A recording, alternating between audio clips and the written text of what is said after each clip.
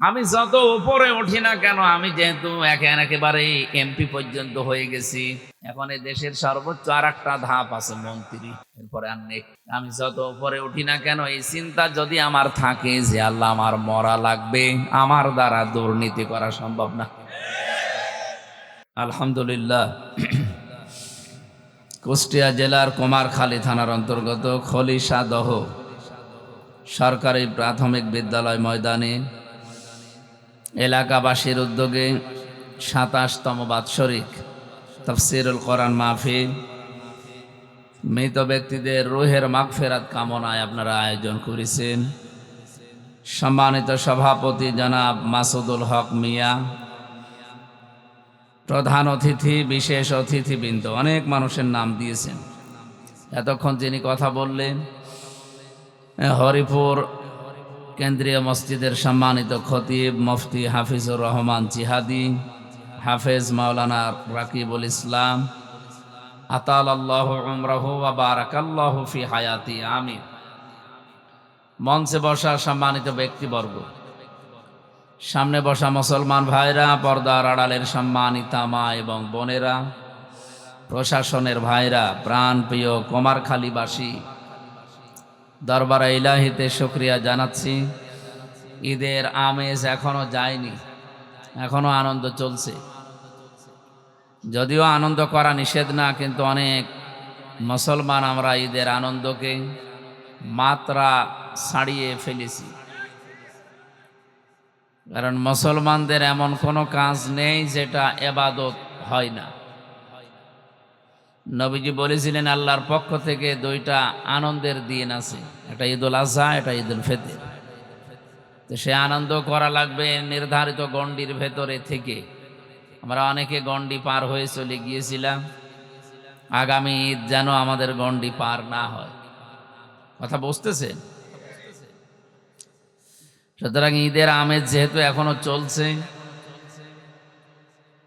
এ সমস্ত অবৈধ কোনো কাজে না গিয়ে পৃথিবীতে যত নফল ইবাদত আছে, আফদালুল ইবাদাতি তিলাওয়াতুল কোরআন, এর ভেতরে সর্বোত্তম নফল ইবাদতের তালিকায় আছে কোরআন কেন্দ্রিক যে সমস্ত বিষয়গুলো রিলেটেড আছে। আজকের এই আয়োজন কোরআনের সাথে সম্পৃক্ত। কোরআন যদি না থাকতো এখানে, আমির হামজা এমপি না, ও বাবা আসলেও আপনারা আসতে বলেন বলেন। সুতরাং কোরআনের জন্য যারা এসেছেন আজকে তারা আনন্দিত এবং খুশি, কোরআন এখানে আছে এই জন্য।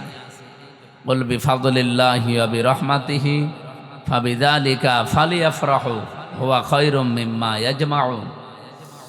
দুনিয়ার মানুষ যা গেইন করে, যা অ্যাচিভ করে, যা অর্জন করে, আনন্দ করে, এগুলো স্থায়ী না।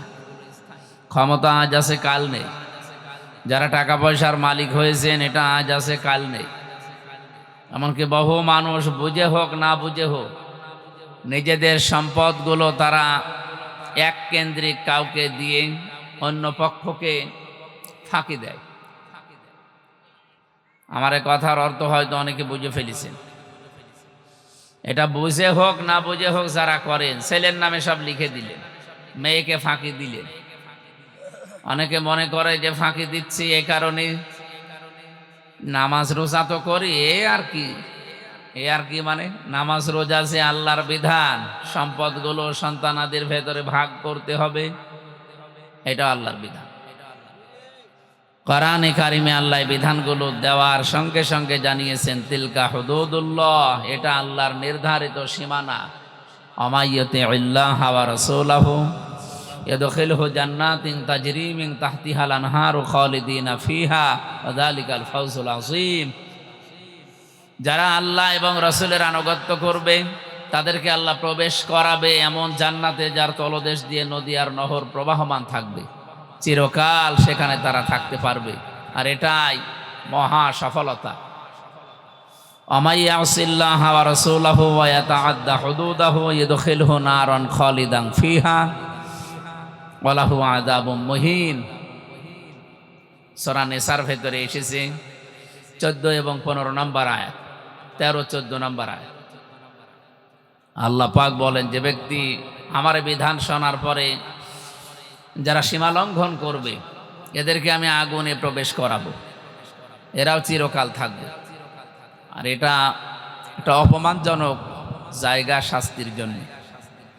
এই যে বাংলা অর্থ আমার মনে হয় শুনি আপনি বুঝে ফেলেছেন আল্লাহ কোন প্রেক্ষাপটে এই কথাগুলো এত বড় কঠিন কথা বললেন। জমি জায়গা ভাগ করার বিষয়গুলো আল্লাহ আমাদেরকে শোনাচ্ছিলেন। ইউসিকুমুল্লাহু ফি আওলাদিকুম লিযযাকারি মিসলু হাযযিল উনসায়াইন। হাযযিল উনসায়াইন দেওয়া আছে। আল্লাহ তোমাদেরকে নির্দেশ দিচ্ছে, তোমাকে না, কম আছে, তোমাদেরকে আল্লাহ নির্দেশ দিচ্ছে এবং ভবিষ্যৎ বলতে কিয়ামত পর্যন্ত এই আয়াতটা কোরআনে থাকবে, সবাই এর মুখাতিব। এই জন্য ইউসি এটা মজারে, বর্তমান ভবিষ্যৎ, প্রেজেন্ট ফিউচার, তোমাদের সবাইকে আল্লাহর নির্দেশে তোমাদের এক ছেলে যা পাবে, দুই মেয়ে তাই পাবে। এ বিধান কার বলেন তো?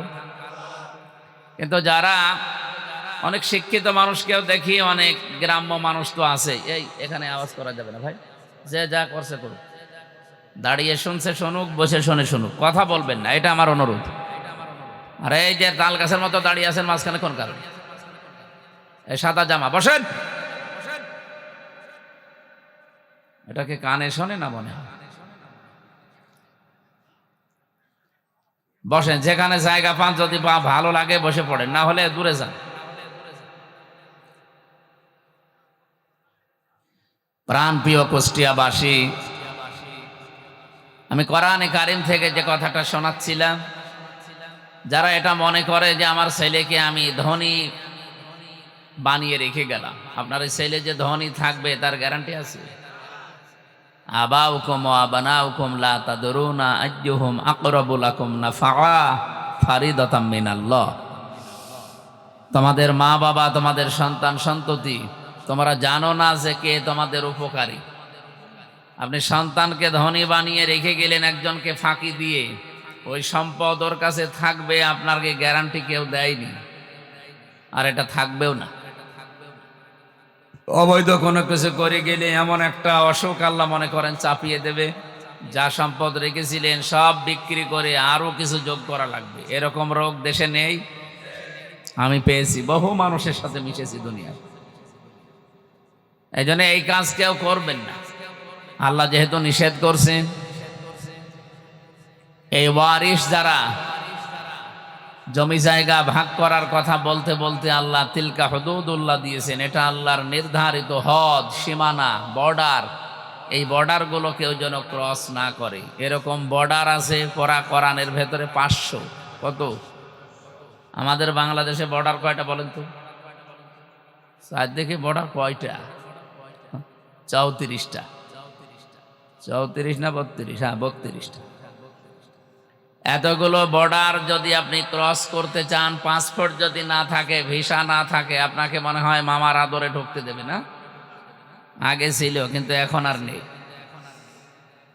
যেহেতু প্রত্যেকটা দেশের সীমানা করা আছে, বর্ডার দেওয়া আছে, আল্লাহ রাব্বুল আলামিন আমাদেরকে পৃথিবীতে চলার জন্য 500টা বর্ডার দিয়েছে। এই বর্ডারের কাছে যখনই যাবেন, আপনার যদি ঈমান থাকে, আপনি যেন থমকে যান, দাঁড়িয়ে যান। এই কাজগুলো যারা করেন তারা যেন আজকের আলোচনা শোনার পরে আপনি ওই জায়গায় স্টপ হয়ে যান, দাঁড়িয়ে যান, আল্লাহ যেন কবুল করেন, আমিন। সুতরাং ওই সমস্ত আনন্দগুলো করলে কোরআনের সাথে যেহেতু মেলে না, আমরা এরকম কোনো আনন্দে আগামীতে যেতে চাই না। ঈদের আনন্দ চলছিল, যতটুকু করেছেন আমার বিশ্বাস বাংলাদেশে হয়তো সীমানা পার হয়ে গেছে অনেক ক্ষেত্রে। যারা আমরা সীমানা পার করি নাই, বর্ডার ক্রস করি নাই, এই মানুষগুলোই এই ময়দানে এসেছেন। যারা মমতাজের গানের অনুষ্ঠানে যেত তারা এখানে আসে না, আর ওরকম মানুষ এখানে আসেও না। আসে? এখানে যারা আসবে, এসেছে, আমার বিশ্বাস এই মানুষগুলো জান্নাতি। কারণ নবীজির ভাষা, এটা যদিও ফুটবল খেলার ময়দান, কিন্তু এটা এখন জান্নাতের বাগান, রিয়াজুল জান্নাহ। এই জান্নাতের বাগানে কোনো জাহান্নামী মানুষকে আল্লাহ ঢুকতে দেবে না। কথা বুঝতেছেন? কারণ জান্নাতের একটা নিয়ম হচ্ছে, কেউ যদি জান্নাতে একবার যেতে পারে, কোনোদিন আল্লাহ তাকে বের করে দেয় না, আর সে বের হতেও চায় না। রব্বুল আলামিন বলেন খালিদিনা ফিহা লা ইয়াবগুনা আনহা হিওয়ালা। চিরকাল মানুষ জান্নাতে থাকবে, বৈশিষ্ট্য আল্লাহ এভাবে দিয়েছেন বানিয়ে। কোন মানুষ জান্নাত থেকে বের হতে চাইবে না, আল্লাহ বের করেও দেবে না। ওয়ালাকুম ফিহা মা তাশতাহি আনফুসুকুম ওয়ালাকুম ফিহা মা তাদউন নুজুলাম মিন গফুরির রহিম। রব্বুল আলামিন বলেন এমন বাগান বানিয়েছি ওই জান্নাতের ভেতরে চাওয়ার আগে জিনিস পাওয়া যাবে। এ পৃথিবীতে এমন কোন জায়গা আপনি পাবেন না যেখানে চাওয়ার আগে জিনিস পাওয়া যায়।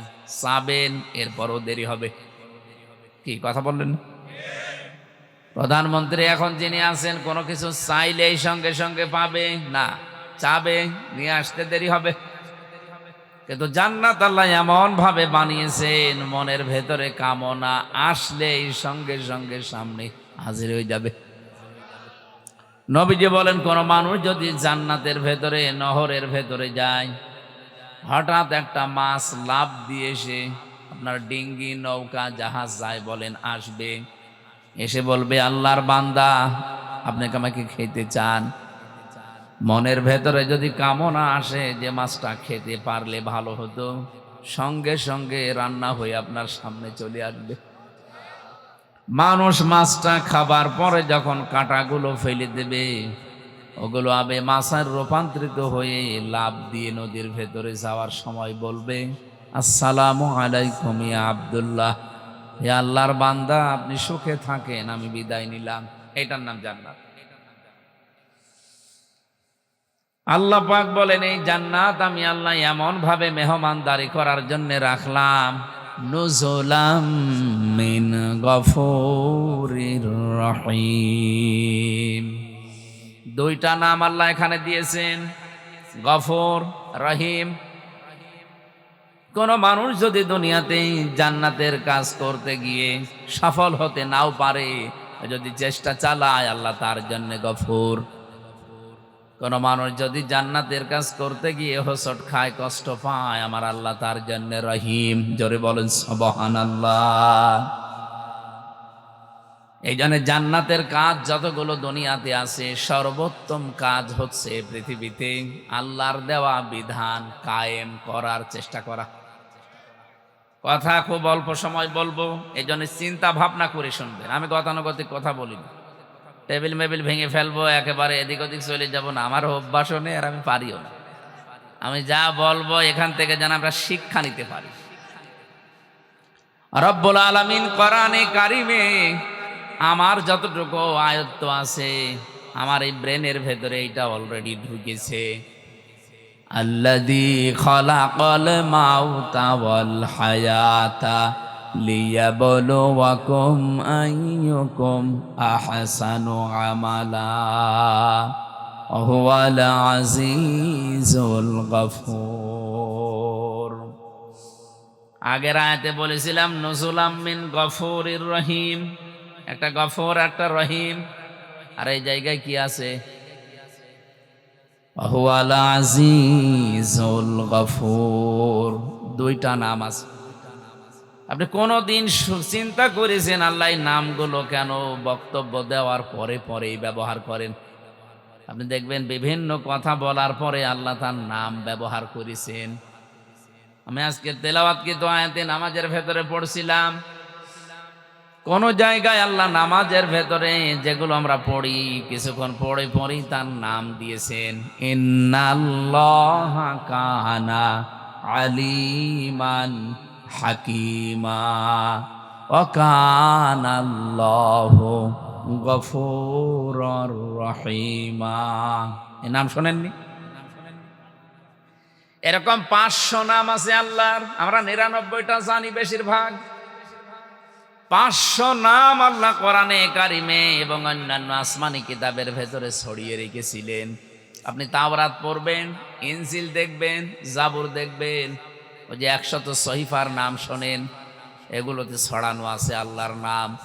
4,400, 4,900 একটা আমি অন্যান্য তাফসিরের ভেতর থেকে কোট করেছিলাম। 99টা নাম অলরেডি আল্লাহ কোরআনে কারিমে বিভিন্ন জায়গায় এভাবে দিয়েছেন। এখানে যে 2টা নাম দিয়েছেন, আমার এই ছোট্ট মাথা এটা ধরা পড়েছে তাফসির পড়ার মাধ্যমে। রব্বুল আলামিন বলেন, তোমাদের হায়াত আর মউত বানিয়ে দুনিয়ায় পাঠালাম কেন জানো? লিয়াবলুয়াকুম আইয়ুকুম আহসানু আমালা। আমি যেন তোমাদেরকে পরীক্ষা করে নিতে পারি তোমাদের ভেতরে কে সবচাইতে ভালো কাজ করে আমার কাছে আসতে পারো। এ পর্যন্ত শুনেছেন কারা কারা? হাত তোলেন তো। ও বাবা, কার সামনে ওয়াজ করছে? এখনো সবগুলো হাত ওঠে না, তার মানে আপনারা অন্য খেয়ালে আছেন। এভাবে ক্লাস করা যাবে না, আরো একটি ভাবা লাগবে। এদিক দেখান, যা বলবো সেই গোড়া থেকে শেষ পর্যন্ত আমি কমপক্ষে 7টা শিক্ষা দিয়ে শেষ করে দেব। আমাদের মওত আর হায়াত আল্লাহ বানিয়েছেন। আল্লাযী খলাকাল মাউতা ওয়াল হায়াতা, আল্লাযী খলাকাল হায়াতা ওয়াল মাউতা দেয়নি। আগে মউত বানালাম, এরপরে হায়াত বানালাম। এখানে আমার মনে হয় আলেমরা ছাড়া কেউ বলতেই পারবেন না যে আমাদের হায়াত কয় প্রকার। পারবেন না? জানেন আমাদের হায়াত 5 প্রকার।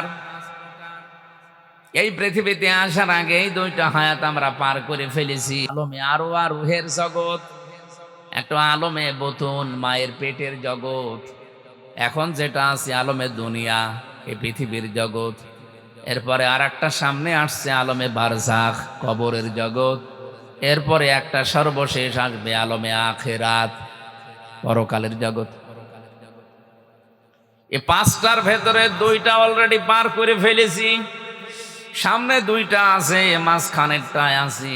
তার মানে যেহেতু 2টা পার হয়ে গেছে, সামনে 2টা আছে, মাস্ট বি আপনাকে সামনের 2টায় যাওয়াই লাগবে।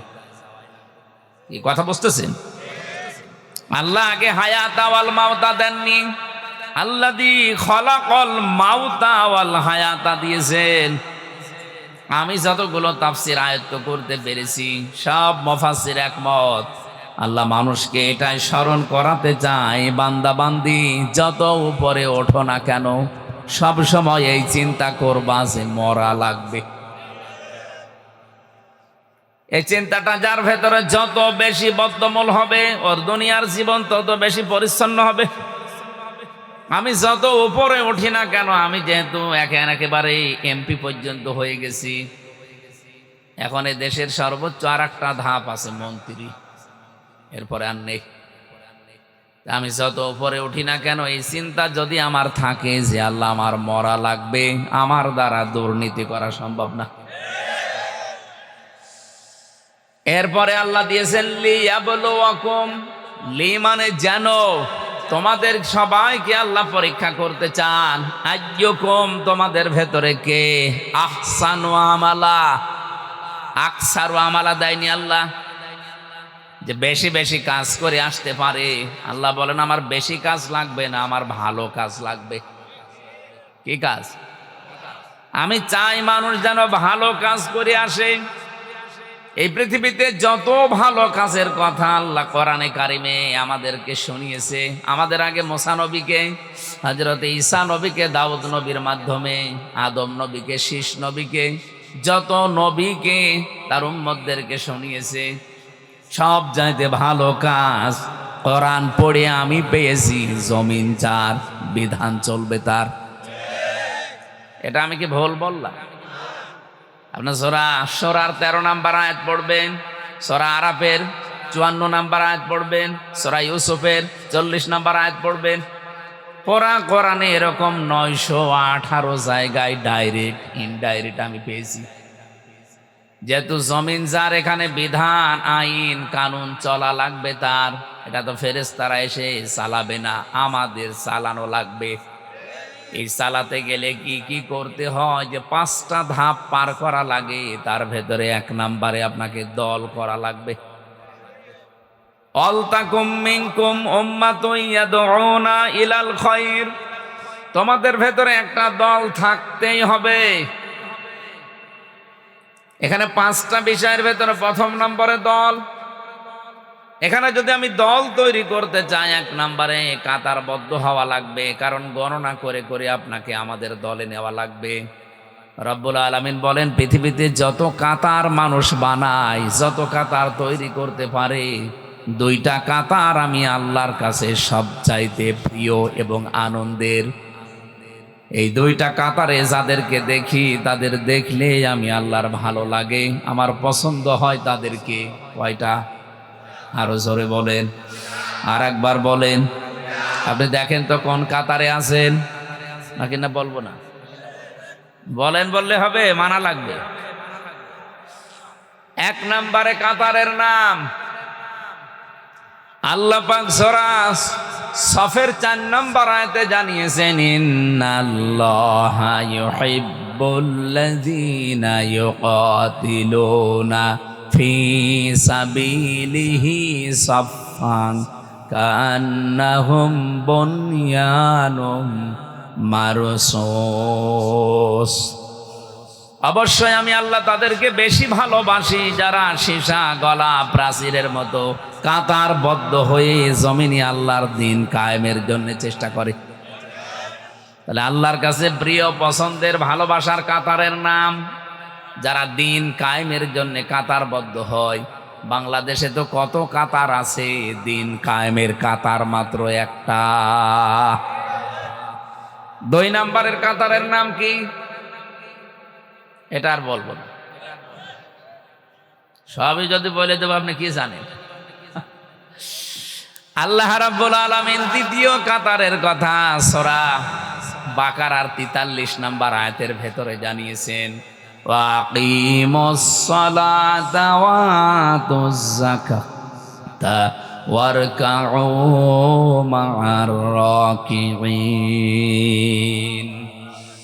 যারা নামাজ কায়েম করে, সম্পদ থাকলে যাকাত দেয়, আর রুকুকারীদের সাথে রুকু করে, তার মানে যারা জামাতবদ্ধ হয়ে কাতারে নামাজ আদায় করে, এই কাতারটা আল্লাহর কাছে খুব প্রিয়। এই জন্য কোনো মানুষ যদি নামাজের কাতারে বাঁকা হয়ে দাঁড়ায়, পুরা জামাতের যত গোনা হবে সব তার, এমনকি হেদায়েত যেন সে লোকটা না পায়, এই জন্য তার অন্তরও আল্লাহ বাঁকা করে দেয়। কত বড় কঠিন কথা, কোনোদিন চিন্তা করেছেন? কাবা শরীফে, মসজিদে নববীতে যতবার গেছি, যতবার আমি নামাজ পড়েছি, কাবার ইমামেরা এ কথা কমপক্ষে 3 বার বলে। কমপক্ষে 3 বার বলে আরবিতে। সুফুফাকুম ইতাদিলু, কাতার সোজা করো, কাদের সাথে কাঁধ মিলিয়ে সোজা করো কাতার। ওই সময় বুঝতাম না, সেই 16 সালে 18 সালে, এখন বুঝি। কেন বারবার 1500 বছর আগে থেকে এই কথাটা নবীজি বলেছেন যে কাতার সোজা করো উম্মতেরা নামাজের সময়। আমার তো এখন মনে হয় বিশ্বে 57টা মুসলিম দেশ, আমরা যদি কাতার সোজা করার এই শিক্ষাটা আমরা নিতে পারতাম, এই পৃথিবীতে সবার উপরে আজ মুসলমানেরা থাকতো। ফিলিস্তিন আজাদ হয়ে যেত। এমনকি বাংলাদেশেও যে ষড়যন্ত্র চলছে মুসলমানদেরকে নিয়ে, ইসলামকে নিয়ে, এইটা করার কোনো সাহস কোনো মানুষ দেখাতো না। আমি নাম নিলাম না, এই জন্য দুঃখিত। মুসলমানদেরকে আজ ঘায়েল করার জন্য দেশে ইসলাম যেন কায়েম হতে না পারে যত ষড়যন্ত্র করছে বিভিন্ন মুসলমান নামধারী। এই নামগুলো নিলে খুব ভালো হতো, কিন্তু নিতে পারলাম না। এই মানুষগুলো মনে করছে আমরা যদি এভাবে করতে থাকি এ দেশে কোনোদিন ইসলাম কায়েম হবে না। না, আপনি ষড়যন্ত্র কত দূর যেতে পারবেন? আল্লাহু খায়রুল মাকিরিন, সর্বোত্তম কৌশলী আমার আল্লাহ। মহাপরিকল্পনা নিয়ে বসে আছে। আপনি 9 বছর, 13 বছর, 17 বছরের ট্রেনিং নিয়ে যা করেছেন, একটা ট্রেনিংও কাজে লাগবে না। মহাপরিকল্পনাকারীকে বলেন তো, আমি 9 বছর 13 বছর 17 বছর বললাম, কি বুঝলেন বলেন তো? ঠিক আছে, আমি জানি এখানে সবাই না বুঝলে অন্তত কিছু মানুষ বুঝেছেন আমি কোন দিকে ইঙ্গিত দিয়েছি। এই জন্য তারা যেহেতু আরো আগে বুঝবে, সামনে তাদের সাথে দেখাও আমার হবে। আশা করছি যতই কিছু করেন উত্তম পরিকল্পনা একজন বসে বসে করতেছে। কে? আরো জোরে বলে, যেন আমাদের কোনো ভয় নেই, কোনো চিন্তাও নেই।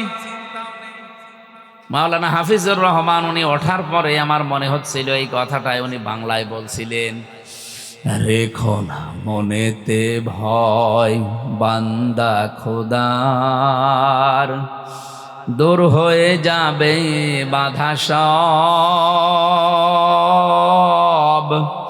তোমার আমার এক মালিক আছেন, আছেন আমাদের রব, আছেন আমাদের রব। বলেন ঠিক কিনা?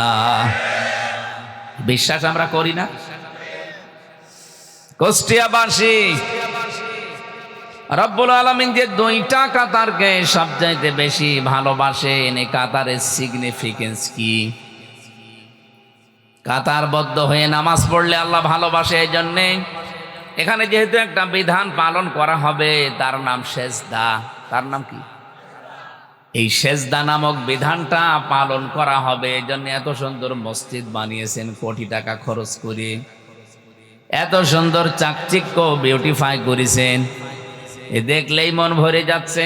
ইমাম, মুয়াজ্জিন, খাদেম, খতিব পরিষ্কার পরিচ্ছন্ন করার জন্য কমিটি পর্যন্ত আপনারা নিযুক্ত করেছেন। প্রতি মাসে মাসে 40-50 হাজার টাকা এর পেছনে অলরেডি খরচ করছেন। 5 ওয়াক্ত আযান দেওয়ার জন্য, নামাজে আসার জন্য কাতারবদ্ধ হয়ে। এটা তো শুধু অনুষ্ঠান, এই অনুষ্ঠান থেকে মূল শিক্ষা এটা যে কাতার যেভাবে প্রতিদিন 5 বার করে সজা করি, পৃথিবীতে এখানে বিধান পালন করা হবে মাত্র একটা। এখনো আল্লাহর 499টা বিধান বাকি আছে। এগুলো আমাদের ব্যক্তি, পরিবার, সমাজ, রাষ্ট্র, দুনিয়াতে চলানো লাগবে। একটা বিধান পালন করার জন্য যদি এত কিছু করা লাগে, এত অনুষ্ঠান করা লাগে, 499টা বিধান পালন করার জন্য কত কিছু করা লাগবে আপনি বলেন। এই শিক্ষাটাই নামাজের কাতারে আমাদের দেয়। এখানে যেমন সব আমরা এক হয়ে গেছি আল্লাহর একটা বিধান পালন করতে, এখান থেকে বের হয়ে সমাজে, রাষ্ট্রে, পৃথিবীতে যেখানে আমরা যাব, মুসলমান আমরা যারা আল্লাহর বিধানের জন্য সব এভাবে এক হয়ে যাব। এই শিক্ষাটা মানুষ যদি নেয় তাহলে ওই কাতার আল্লাহর কাছে খুব প্রিয়, পছন্দনীয়। দ্বিতীয় কাতারের নাম যেটা বলেছিলাম প্রথমে, তার নাম দিন কায়েমের যে কাতার। রব্বুল আলামিন বলেন এটা আমি আল্লাহর কাছে সবচাইতে ভালো কাজ। যালিকুম খায়রুল লাকুম ইন কুনতুম তা'লামুন, এইটাই ভালো কাজ। কে বলছে? বলেন বলেন। আল্লাহ পাক বলেন এইটাই ভালো কাজ যদি তোমরা বোঝো বা জানো।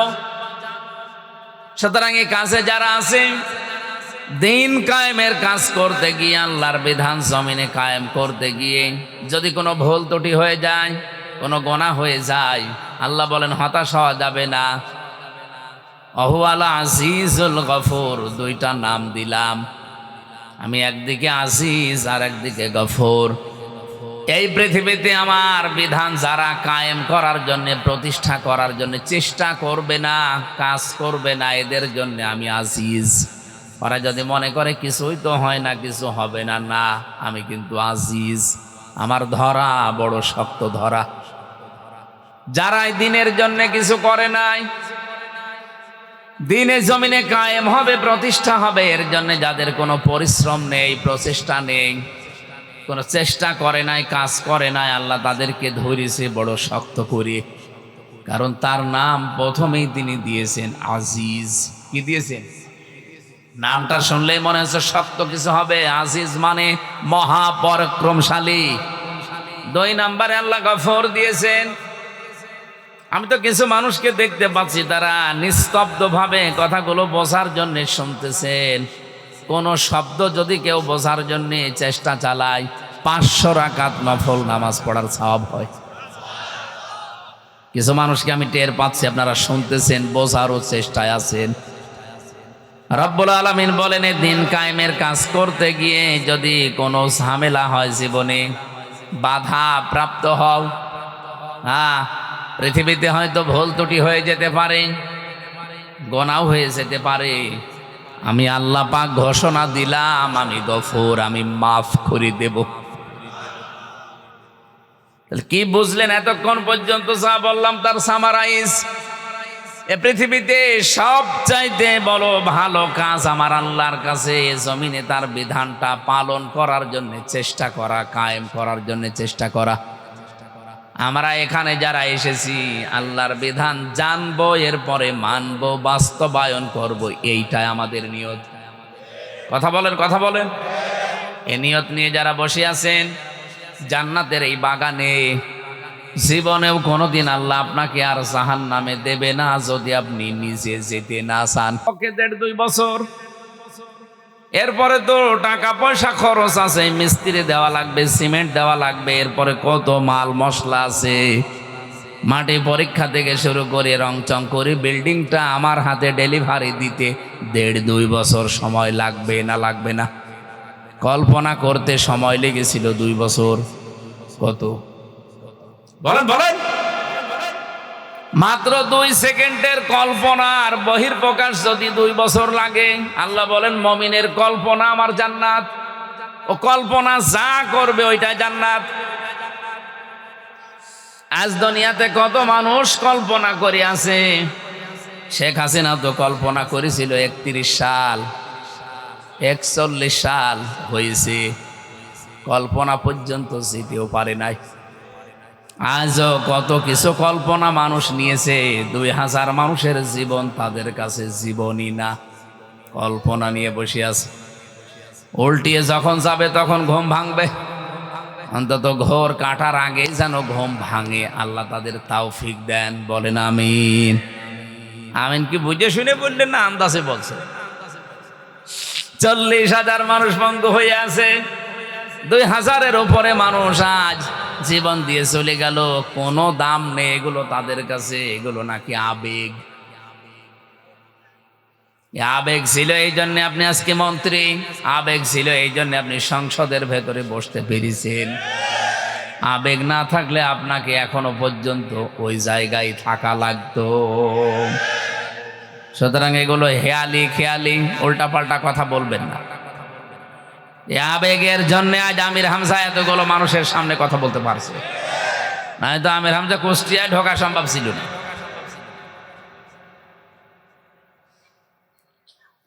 জান্নাত পরিভ্রমণ করছেন, হঠাৎ ফেরেশতা ডাক দিয়ে বলে, আল্লাহর নবী চলেন এবার বের হয়ে যায়।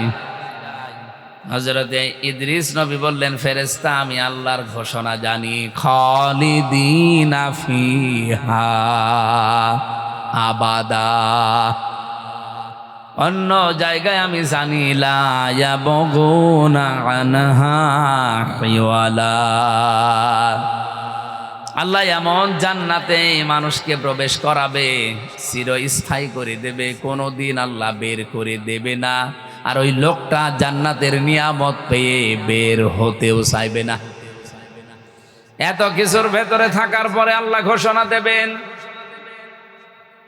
লাহুম মা ইয়াশাউনা ফিহা ওয়া লাদাইনা মাজিদ। এখানে যা চাও তাই আছে, কিন্তু আমি আল্লাহর কাছে আরো বেশি আছে। মানুষ হয়রান হয়ে পড়বে যে আর বেশি কি থাকতে পারে।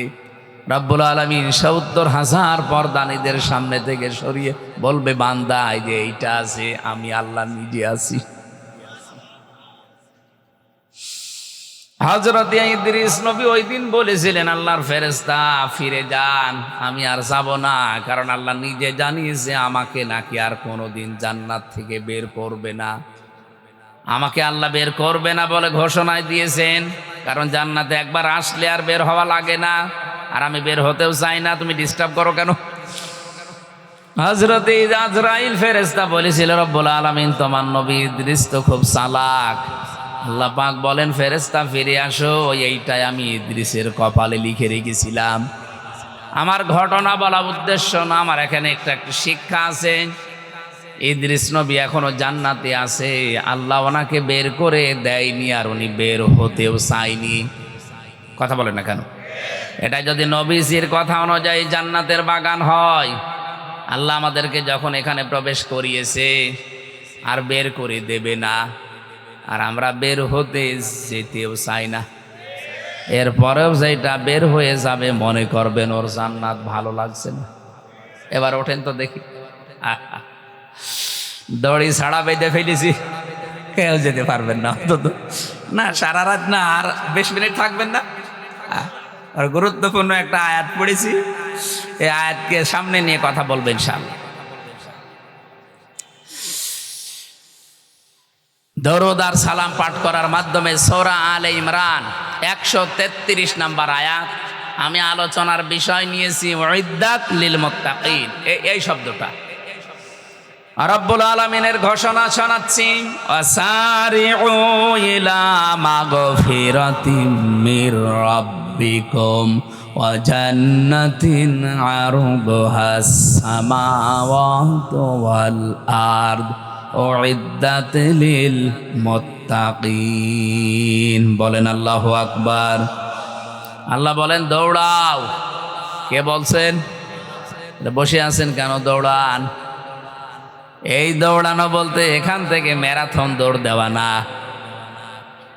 আল্লাহ বলেন কোন দিকে দৌড়াবা? ইলা মাগফিরাতিম মির রাব্বিকুম, তোমাদের রবের ক্ষমার দিকে দৌড়াও। এ পৃথিবীতে যত নিয়ামত আল্লাহ মানুষকে দিয়েছেন, সব চাইতে বড় নিয়ামত বান্দার জন্য আল্লাহর ক্ষমা। আল্লাহ পাক যদি কাউকে ক্ষমা করে দেয়, মাফ করে দেয়, এইটাই সব চাইতে বড় নিয়ামত। তাছাড়া টাকা পয়সার মালিক হয়ে গেছেন, কোটি কোটি ডলারের মালিক, এলাকার সব সম্পদ আপনার, আপনি ক্ষমতার চেয়ারে আছেন 41 সাল না 71 সাল পর্যন্ত। রব্বুল আলামিন একটা উদাহরণ দিয়েছেন কোরআনে সূরা হাদীদের 20 নম্বর আয়াতে, ই'লামু আন্নামাল হায়াতুদ দুনিয়া লাইবু ওয়া লাহবু ওয়া যিনাতু ওয়া তাফাখুরুম বাইনাকুম ওয়া তাকাসুরুম ফিল আমওয়ালি ওয়াল আওলাদ। জেনে রাখো দুনিয়ার জীবনটা খেলাধুলা, রং তামাশা, প্রতারণা, হাসি ঠাট্টা, এইটা ছাড়া, ক্রিয়া কৌতুক ছাড়া আর কিছু না। আল্লাহ এখানে উদাহরণ দিয়েছেন একটা, আমাদেরকে খুব সুন্দর, ভালো করে খেয়াল করেন। রব্বুল আলামিন বলেন ওয়াজিনাতুম ওয়া তাফাখুরুম বাইনাকুম ওয়া তাকাসুরুম ফিল আমওয়ালি ওয়াল আওলাদ। এটা হচ্ছে সৌন্দর্য বর্ধন করে দিয়েছে পৃথিবীর মানুষের চোখে। এখানে বেশি বেশি সম্পদ, বেশি বেশি সন্তান, বেশি বেশি ক্ষমতা পাওয়ার জন্য মানুষ মনে করে আমি মহা অন্ধ হয়ে পড়েছি। কিন্তু দুনিয়ার এই সব কিছু কেমন জানো?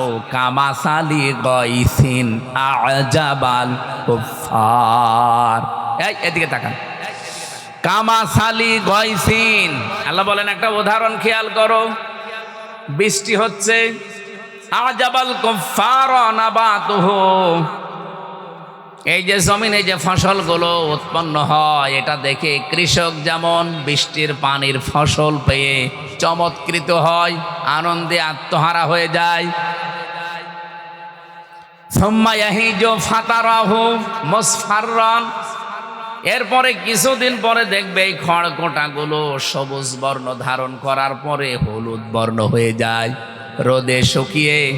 কি কথা বলেন না কেন? এটা একেবারে হলুদ বর্ণ হয়ে যায়। সুম্মা ইয়াকুনু হুতামা, এরপর এটা খড়কোটায় পরিণত হয়ে যায়। দুনিয়ার জীবনটা এইরকম।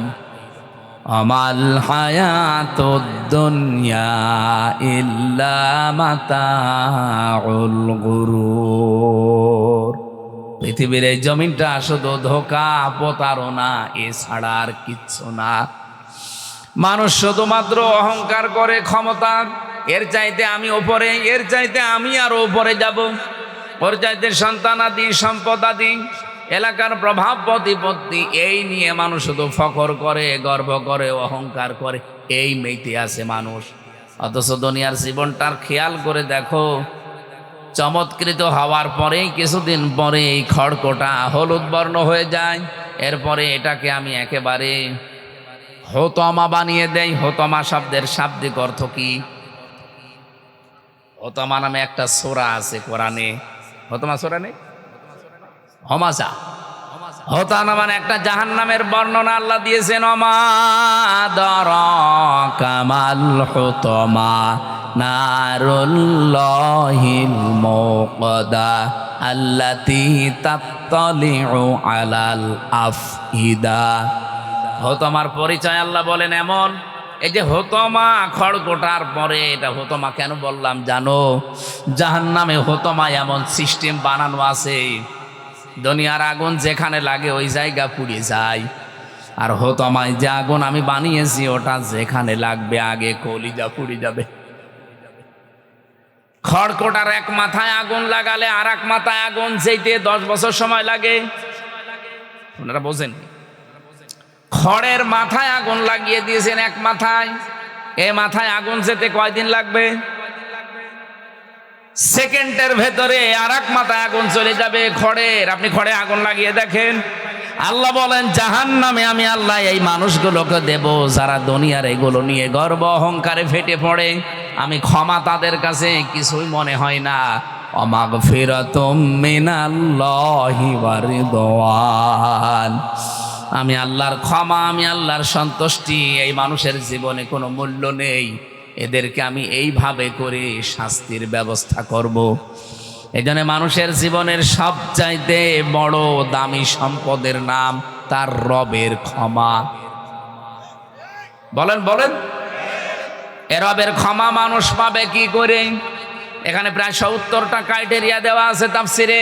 এদিকে তাকান, একটা বলছি, আপনি আল্লাহর ক্ষমার উপযুক্ত হয়েছেন কিনা, আপনি ক্ষমা পাবেন কিনা নিজের দিকেই খেয়াল করে দেখেন। একজন সাহাবীর জীবনী পড়ছিলাম। বিশ্বনবী মুহাম্মদুর রাসূলুল্লাহ তাকে তিনবার মসজিদে প্রবেশ করার সময় বললেন এই লোকটা জান্নাতি।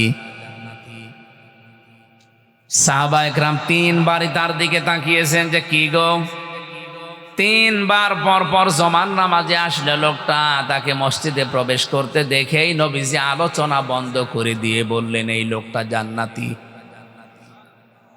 গোপনে তার কাছে একবার গিয়ে বলছে, ভাই আপনি কি করেন, কি এমন আমল আপনার আছে বলেন তো, যে আল্লাহর নবী আজ 3 দিন 21 দিন পার হচ্ছে, 3 সপ্তাহ জমার দিন আপনাকে জান্নাতি বলে ঘোষণা দিয়েছে। উনি বললেন, প্রকাশ্য গোপনে সেরকম কোনো আমল আমার নেই, তবে একটা কাজ আমি প্রতিনিয়ত করি।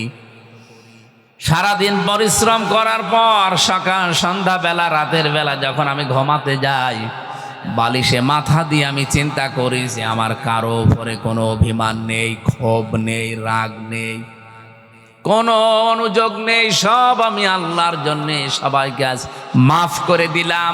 একটা শান্ত নির্মল পরিচ্ছন্ন মন নিয়ে আমি ঘুমিয়ে গেলাম।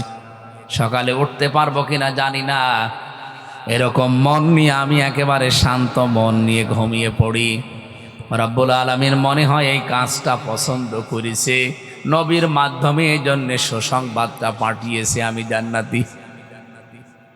তিনি সারাদিনের পরিশ্রান্ত শরীর বালিশে মাথা দেওয়ার পরে চিন্তা করতেন, কারো উপরে আমার কোনো রাগ নেই, ক্ষোভ নেই, অভিযোগ নেই, যা আছে সব আমি মাফ করে দিলাম আল্লাহর জন্যে। এই জন্যে আল্লাহ তারে মাফ করেন। আর আমরা সারাদিন পরিশ্রম করি, যাই করি, সন্ধ্যাবেলা রাতের বেলা ঘুমানোর সময় চিন্তা করি কার 12টা বাজাবো, সকালবেলা উঠে কার নামে মিথ্যা মামলা দেব, কার নামে মিথ্যা তথ্য ছড়িয়ে সাংবাদিক বিভিন্ন জায়গায় মিথ্যা তথ্যগুলো সংগ্রহ করে কি করে কার 12টা বাজাবো, কার চরিত্রে কলঙ্কর দাগ দেব, এই চিন্তা করে মানুষ ঘুমায়। এরকম মানুষ আছেন কারা? হাত তোলেন তো। তো এই এলাকায় ওয়াজ দেওয়ার দরকার কি? তো সব আল্লাহর ওলি বসে আছে। আমি তো এরকম মানুষই চাচ্ছি। কুষ্টিয়াবাসী ওই সাহাবীকে নবীজি যেভাবে সুসংবাদ দিয়েছিলেন, ক্ষমা মাফ, আমরাও এই কাজটা আজকে থেকে করতে চাই। আমার মনে হয় রাজনৈতিক যত দল এই দেশে আছে, ধর্মীয় যত দল আছে, যত জায়গাগুলো আছে প্রতিষ্ঠান কেন্দ্রিক বাংলাদেশে, সব জায়গা থেকে যদি আমরা এই চিন্তাটা করতে পারতাম ঘুমানোর সময়, যে আমার কারো উপরে কোনো রাগ নেই, অভিযোগ নেই, কোনো রকমের কোনো কিছু নেই, সব আমি আল্লাহর জন্য মাফ করে দিলাম, বাংলাদেশ কালকে সকালেই জান্নাত হয়ে যাবে। কে কথা বোঝেন আমার? এই কথার ওজন কত আপনি টের পেয়েছেন? আমি কিন্তু সবগুলোকে পেছিয়েছি। এইটাই দরকার ক্ষমা পাওয়ার জন্য। ৭০টার ভেতরে এইটা একটা। আপনাকে আল্লাহ মাফ করবে কি দেখে? এই পৃথিবীতে কোনো মানুষ যদি সমর্থ থাকার পরেও কাউকে মাফ করে দেয়, মহান আল্লাহ ওই মানুষের ৭০টা অপরাধ মাফ করে দেয়। এই সুযোগটা থাকার পরও আমরা অনেক সময় কাজে লাগাই না। আমরা আরো সেই পুরাতন রাগগুলো কি করে তোলা যায় সেই চিন্তা করে। এই যে বুঝে ফেলিস, পুরাতন রাগ কি করে মনে মনে করে কোথায় কি হয়েছে সেইগুলো তুলে তুলে মানুষের ওপরে রাগ খাটায়। আল্লাহ আপনাকে যে মাফ করবে সে রাস্তা কই? ২ নম্বরে আল্লাহ বলে না জান্নাতিন, এমন একটা বাগানের দিকে দৌড়াও। ১ নম্বরে আমি আল্লাহর ক্ষমা পাবে যারা, তারাই আমার বাগান পাবে। এই বাগান মানে জান্নাত, জান্নাতুন মানে বাগান। এই জান্নাত পাওয়ার জন্য তোমরা দৌড় প্রতিযোগিতা করো। ফি যালিকা ফালিয়াতানা ফাসিলে মুতানাফিসুন। আমি আল্লাহর যে জান্নাত তোমাদের জন্য বাগান বানিয়েছি, ওই বাগান পাওয়ার জন্য তোমরা দুনিয়ায় প্রত্যেকেই প্রতিযোগিতা আরম্ভ করো। এর আগে যে শব্দগুলো আল্লাহ দিয়েছেন, খিতামুহু মিসকুন ওয়া মিজাজুহু মিন তাসনিম আইনাই ইয়াশরাবু বিহাল মুকাররাবুন। এই তাসনিম শব্দের ব্যাখ্যাটা আমি মালয়েশিয়াতে ইন্টারন্যাশনাল ইসলামিক ইউনিভার্সিটিতে একটা সেমিনারে ছিলাম। ওই জায়গায় এই ব্যাখ্যাটা আমি পেয়েছিলাম। এদিকে তাকান ভাই, রব্বুল আলামিন যে তাসনিম শব্দটা দিলেন, ঝর্ণা ধারা, এ ঝর্ণা থেকে কি পানি বের হয় সেই পানির একটা বর্ণনা দিচ্ছিলেন ডক্টর জাকির নায়েক, আর রাশিয়া বিশ্ববিদ্যালয়ের একজন শিক্ষক। উনি বলছিলেন এই যে কোরআনে কারিমে মুসলমানদের কোরআনে এই যে শব্দটা তাদের মালিক দিয়েছে, তারা কি কোনোদিন চিন্তা করে এই শব্দটা নিয়ে? আমিজাজুহু মিন তাসনিম আইনা ইয়াশরাবু বিহাল মুকাররাবুন। এমন একটা বাগান, এমন একটা ঝর্ণা ধারা থেকে মানুষকে আল্লাহ পানি পান করাবে, তার নিকটবর্তী বান্দাদেরকে এই ঝর্ণা থেকে পানি পান করাবে। আমরা যারা সামনে বসে আছি, প্রায় ৪২টা দেশের বিশ্ববিদ্যালয়ের ছেলেমেয়েরা প্রশ্ন ছুড়ে দিয়েছে যে বলো তো এই পৃথিবীতে সবচাইতে দামি পানির নাম কি? তাসনিম আইনুন ইয়াশরাবু বিহাল মুকাররাবুন, যেটা পান করবে। অনেক কোরআনের আয়াত থেকে একটা ব্যাখ্যা দিতে গিয়ে আমাদেরকে কেউ তো বলতে পারে না, কেউ কেউ জানিয়েছে যে হ্যাঁ জমজমের পানি খুব দামি। উনি বলছে না, জমজমের পানি ১ লিটার কয় টাকা নেবে? বাংলাদেশের নাই ৫০০ টাকা। আমার মনে হয় এখানে অনেকে জানেন কি জানেন না আমি জানি না, অ্যাকোয়া ক্রিস্টোলা, নীতা আম্বানি আছে না ভারতের, এই মহিলা পান করে। স্বর্ণের বার গোলানো কি যেন দেয় ওর ভেতরে, যৌবন ঠিক থাকে, চেহারায় ভাঁজ পড়ে না। ১/২ লিটার পানির দাম হচ্ছে ৫৫ লক্ষ টাকা। আমার মাঝে মাঝে চিন্তা হয় ওর জীবনী পড়লে, ও যদি অন্তত ৫ বোতল পানি খায়, এই যাতে এতটুকু বোতল হয়, ৫ বোতল পানি সারা দিনে খায়, কমপক্ষে ৩ কোটি টাকার শুধু পানি খায়। অথচ জান্নাতের ভেতরে আল্লাহ যে পানির কথা বললেন, তাসনিম আইনা ইয়াশরাবু বিহাল মুকাররাবুন, তার নিকটবর্তী বান্দাদেরকে আল্লাহ যেটা খাওয়াবে, যারা আজকে দুনিয়ার জীবনে প্রতিযোগিতা করছেন ওই পানি পাওয়ার জন্যে, ওই পানি 2.5 গিলাস 3 গিলাস 5 গিলাস না, আপনাকে আল্লাহ ফিরিয়ে দিয়ে দেবে। বলেন সুবহানাল্লাহ। নেতা আম্বানি হয়তো স্বামীর টাকা আছে, এই জন্য সে কিনে খেতে পারছে। আমি যদি সত্যি ওই পানিটার জন্য আজকে এখান থেকে প্রতিযোগিতা করি, আজকে থেকে রমজান যেটার ট্রেনিং আমাদেরকে দিয়ে গেল, যে কোনো কাজ আমরা যেন শেষ করে না দেই, কন্টিনিউয়াস করতেই থাকি। 5 ওয়াক্ত নামাজ হয়তো জামাতে পড়তেন, এটা ঠিক রাখবেন। অনেকে তাহাজ্জুদ পড়তেন, এটা যেন ছেড়ে না দেন, এটা ঠিক রাখবেন। অনেকে দান সাদকা করতেন, এটা যেন ছেড়ে না দেন, কন্টিনিউয়াস রাখবেন। কারণ আল্লাহর কাছে আহাব্বুল আমালি ইলাল্লাহ, সবচাইতে বেশি প্রিয় কাজ ওইটা, যদি অল্পও হয় কিন্তু ওটা যেটা কন্টিনিউয়াস মানুষ করতে থাকে। আর রমজান এই ট্রেনিংটাই আমাদেরকে দিয়ে গেল। আমরা এখন থেকে ট্রেনিংটা কাজে লাগিয়ে প্রতিযোগিতায় নামতে চাই, যে আমি 2 রাকাত নামাজ পড়ি, ওই লোকটা 4 রাকাত পড়ে না, আমি এখন থেকে ওর চাইতে আরো 2 রাকাত বাড়াবো। অবিপদে মুসিবতে থেকে অভাবে থাকার পরেও দান করে, আর আমি ওর মতো না, ওর চাইতে আরো সচ্ছল আছি, আমি যতটুকু পারি দুনিয়ার জীবনে ওর চাইতে বেশি দান করি, ওই পানি পাওয়ার জন্য এগিয়ে যেতে চাই। আল্লাহ যেন তৌফিক দেন, বলেন আমিন। রব্বুল আলামিন বলেন, যার প্রশস্ততা বানিয়েছি আকাশ আর জমিনের যে ফারাক, এর চাইতেও বিস্তৃত। উইদ্দাত লিল মুত্তাকিন, যেটা আমার মুত্তাকি বান্দাদের জন্য আমি বানিয়েছি, প্রস্তুত করে রেখে দিয়েছি। 1 নম্বরে ক্ষমা, আর 1 নম্বরে বাগান জান্নাত, আসমান আর জমিনের চাইতেও বিস্তৃত। এটা পাওয়ার জন্য আল্লাহ যে শর্তগুলো দিয়েছেন, 1 নম্বরের শর্ত পেলাম যে মুত্তাকি হওয়া লাগবে। কি হওয়া লাগবে? আরো জোরে বলেন। রমজান এসেছিল আমাদেরকে কি বানাতে? মুত্তাকিন। বলেন বলেন, আরো জোরে বলেন। কিভাবে আপনি মুত্তাকিন হবেন? এটা তাফসিরে তাবারি থেকে কোট করেছি। আমি 1 ঘন্টা আলোচনা করলে কমপক্ষে 20 ঘন্টা তার আগে আমি পড়াশোনা করি কোনো বিষয়ের ওপরে। আজকে যত তথ্য বলেছি, এই তথ্যগুলো একটা কিতাবের না, কমপক্ষে 50টা কিতাব থেকে নেওয়া। আপনি এখান থেকে আজকে যে তথ্যটা দিচ্ছি, যেহেতু উইদ্দাত লিল মুত্তাকিন, প্রস্তুত করে রাখা হয়েছে এই জান্নাত, এই ক্ষমা, যারা মুত্তাকি তাদের জন্যে। মুত্তাকি হওয়ার জন্য যে সমস্ত ক্রাইটেরিয়া আছে, শ্রেণী বিভাগ আছে, পদ্ধতি আছে, এই পদ্ধতিগুলো যদি কেউ অবলম্বন না করে, শুধু জুব্বা গায়ে দিয়ে, পাগড়ি মাথায় দিয়ে, হাতে তসবিহ নিয়ে সে মুত্তাকি হতে পারবে না। এবার আমি শুরু করছি নাকি শেষ করে দেব? না, বলেন বলেন, আমি এগুলো বলি শেষ করছি, আপনার ব্যাখ্যা করতে গেলে সারা রাত চলে যাবে। 1 নম্বরে, কেউ যদি মুত্তাকি হতে চান, খালি ভড়ি মোটা করলেই হবে, আমার মতো বড় জুব্বা গায়ে দিলে হবে কি? 1 নম্বরে নবীজি বলেন, তাকে হকের অনুসন্ধানকারী হওয়া লাগবে। সে হক তালাশ করে বেড়াবে, কোথায় সত্য পাওয়া যায়, হক পাওয়া যায়, এই অনুসন্ধানে সেতে লেগে থাকবে। আজকে থেকে আমি সহ প্রত্যেকে এটাই লেগে থাকতে চাই। কথা বলে না কেন? আমাদের জাতির পিতা ইব্রাহিম আলাইহিস সালাম এটা করেছিলেন। উনি আল্লাহকে খুঁজতেছিলেন, রবকে রবকে। কেউ কোনো সময় তারকা, কোনো সময় চন্দ্র, কোনো সময় সূর্য, সব যখন ডুবে গেল, অস্তমিত হয়ে গেল, তিনি বললেন না।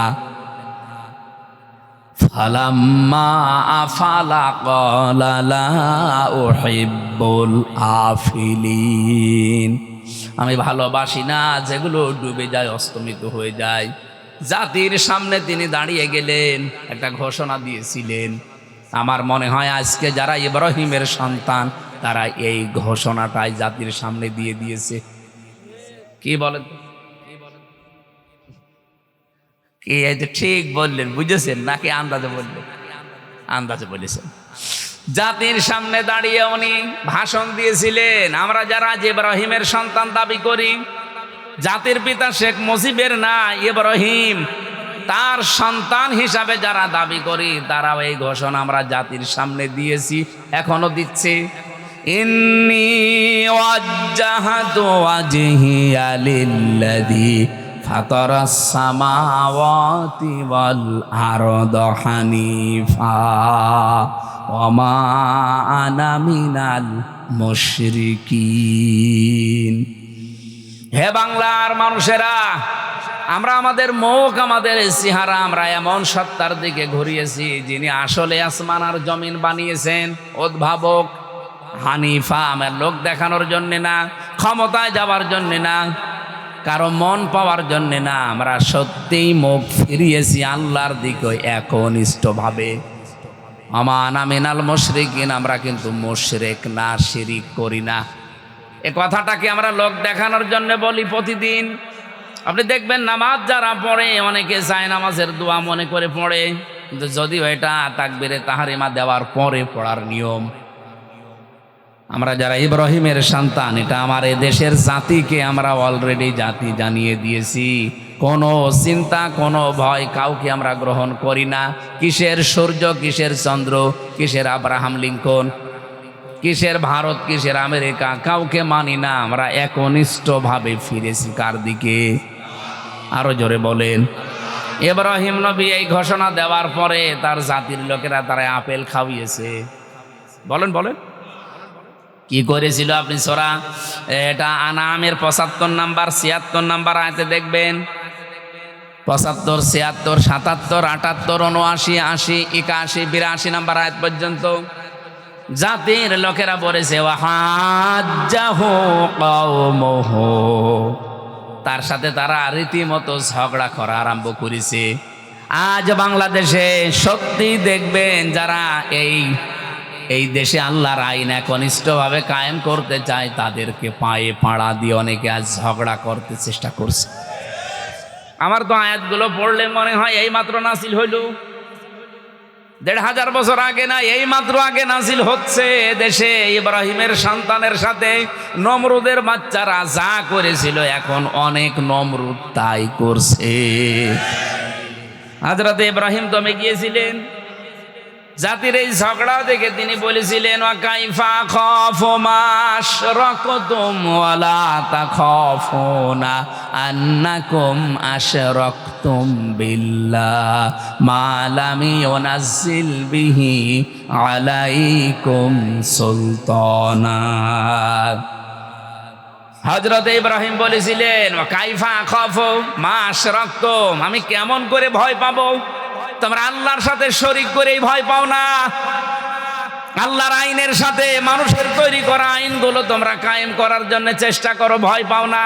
আর আমরা জমিন যার বিধান চালাবো তার বিধান কায়েম করার জন্য আমরা চেষ্টা করছি।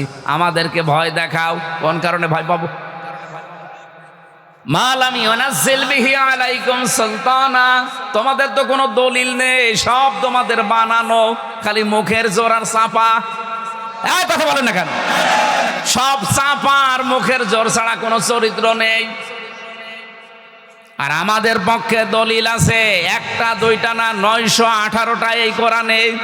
জালা লাহুল খালকু ওয়াল আমরু ইনিল হুকমু ইল্লা লিল্লাহ লিল্লাহি মা ফিস সামাওয়াতি ওয়া মা ফিল আরদ লিল্লাহি মুলকুস সামাওয়াতি ওয়াল আরদ। 918টা দলিল আমাদের পক্ষে আছে। তোমরা মনে করছো চাপা দিয়ে আমাদেরকে চাপিয়ে রাখবে?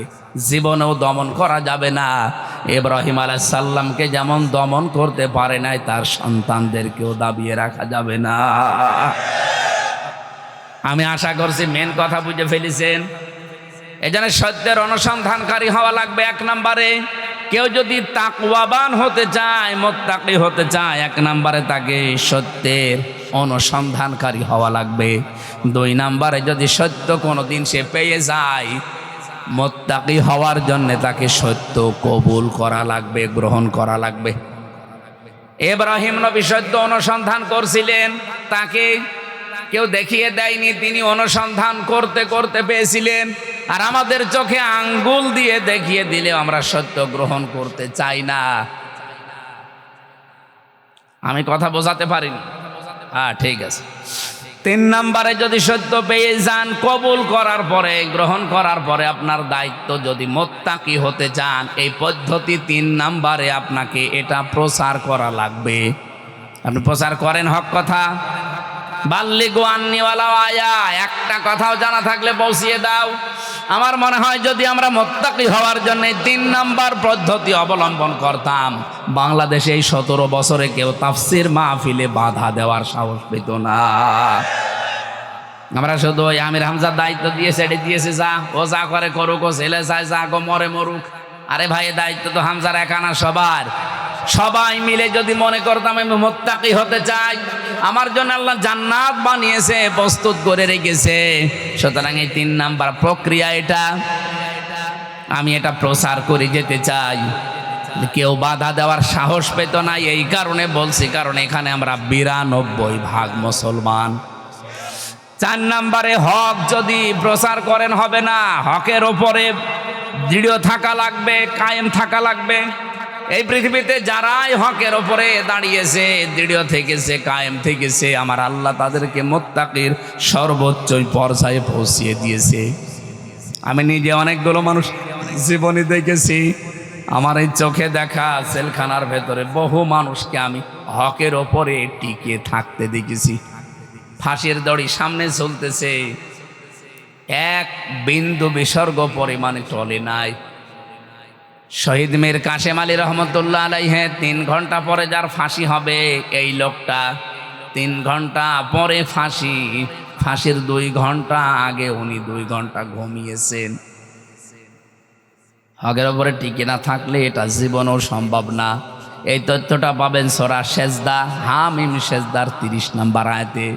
ইন্নাল্লাযীনা ক্বালু রাব্বুনাল্লাহু সুম্মা ইসতাকামু তাতানাজ্জালু আলাইহিমুল মালাইকা।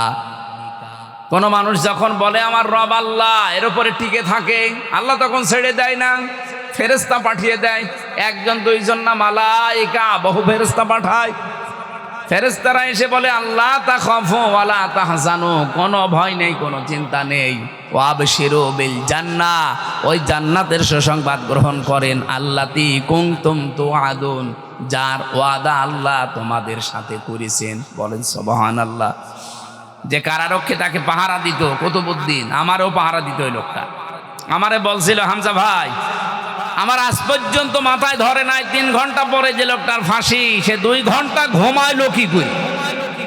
আমি ওনারে ওই দিন বলেছিলাম, কুতুব ভাই আপনার মাথায় ধরবে না, আমার মাথায় ধরেছে। সূরা হামিম সেজদা আমারে আগেই জানিয়েছে।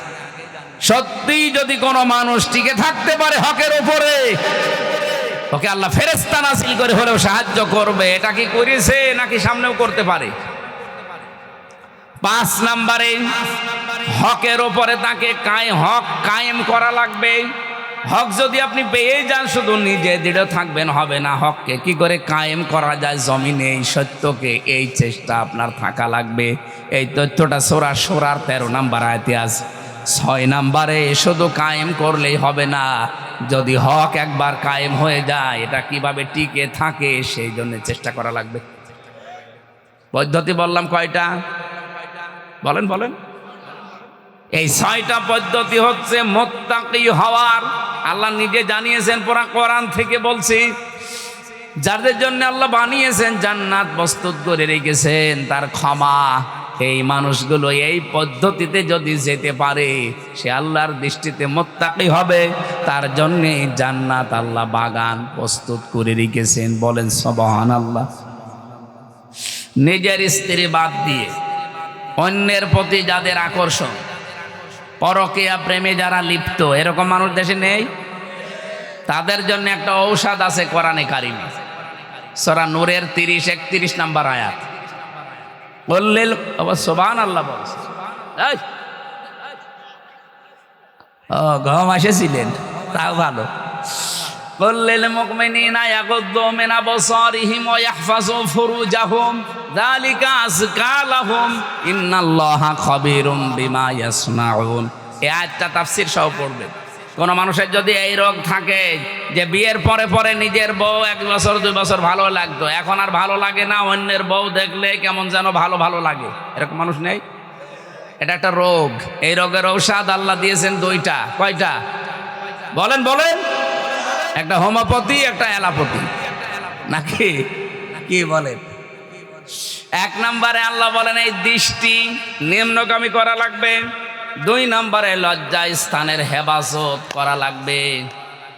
এই দুইটা ঔষধ যদি কোনো মানুষ সর্বোচ্চ 1 মাস পালন করতে পারে, ওর তখন অন্যের স্ত্রীর চাইতে নিজের জায়েজ যেটা, এই স্ত্রীর প্রতি ভালোবাসা মহাব্বত বাড়বে।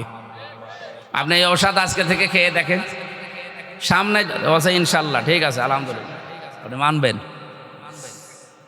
মুরব্বী মানুষ, আপনার বলার দরকার কি? আপনি কার দিকে তাকান? না, দাদার বয়সী লোক, উনি যদি বলছে ইনশাল্লাহ, উনি এদিক ওদিকে তাকাতে পারে। আজকে থেকে আমরা যাদের এই রোগের রুগী আছি, এই রোগটা দূর করার জন্য আল্লাহ ঔষধটা দিয়েছেন, সে নারী হোক আর পুরুষ হোক, প্রত্যেকের জন্য। কথা বুঝতেছেন? মেয়েরা যারা এসেছেন, আপনাদের জন্য পুরুষের জন্য একই ওয়াজ, আপনার জন্য আলাদা একটা ওয়াজ। নবীজি বলেন, ওই মহিলা জাহান্নামী, ওই মহিলা জাহান্নামী, ওই মহিলা জাহান্নামী, যে তার স্বামীর সামনে মেজাজ নিয়ে কথা বলে। এই কয়া ইউনিয়নে এসব নেই। সুতরাং আপনার নামাজ, রোজা, পর্দা সব কিন্তু মাঠে মারা যাবে। আল্লাহ আপনাকে তৌফিক দিন এই আয়াতটা মেনে চলা। আমি জেলখানায় থাকতে, যেহেতু সাইদি সাহেব রহমতুল্লাহ আলাইহির সাথে কয়েকবার দেখা হয়েছিল হাসপাতাল কেন্দ্রিক, অনেক কিছু উপদেশ দিয়েছিলেন, ওইটা নিয়ে আমি একটা বইও লিখেছি, শতাব্দীর শ্রেষ্ঠ রাহাবার আল্লামা সাইদি রহমতুল্লাহ আলাইহি। তো ওনার ওই বইটা যদি কোনো জায়গায় পান, আমার মনে হয় গাড়িতে নেই এখন, যদি আশপাশে কোনো জায়গায় পান, এটা আছে, এখানে থাকলে নিয়েন, কাজে লাগবে। অনেক তথ্য দেওয়া আছে, আপনার জ্ঞানের দূরদর্শিতা বাড়বে। যতগুলো বললাম, আল্লাহ আমাদেরকে কবুল করুন। 1.5 ঘন্টা হয়ে গেছে।